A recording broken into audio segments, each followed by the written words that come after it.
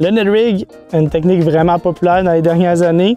Une technique qui prend du poisson partout à travers le pays, qui est super simple à pêcher. C'est vraiment une petite tête très légère, un petit hameçon, puis un petit leurre qui n'a pas l'air de faire grand-chose, mais que tous les achigans ne peuvent pas résister.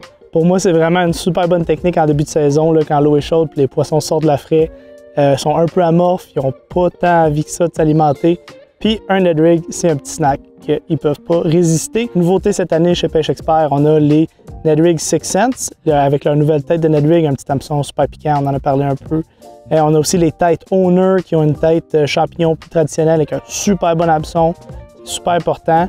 Puis moi, c'est vraiment une technique que j'utilise pour pêcher des structures assez précises. On peut couvrir de l'eau, faire des longs lancers puis gratter le fond assez rapidement, même y faire des bonds.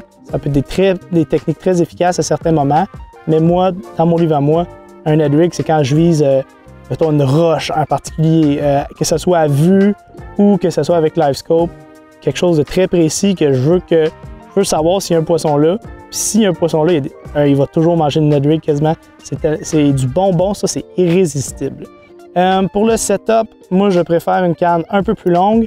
Ici j'ai une 7 pieds 6, medium light, avec une action assez rapide là, pour bien détecter le fond, bien détecter les touches, avoir le contrôle sur notre leurre.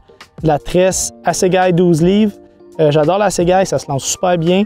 Puis le verre fluo, ça permet de voir quand il y a des touches. Des fois, vous allez juste voir votre fil sauter parce que quand on le laisse au fond, on veut qu'il soit sur du fil détendu. Fait que ça permet de savoir que vous avez une touche avant.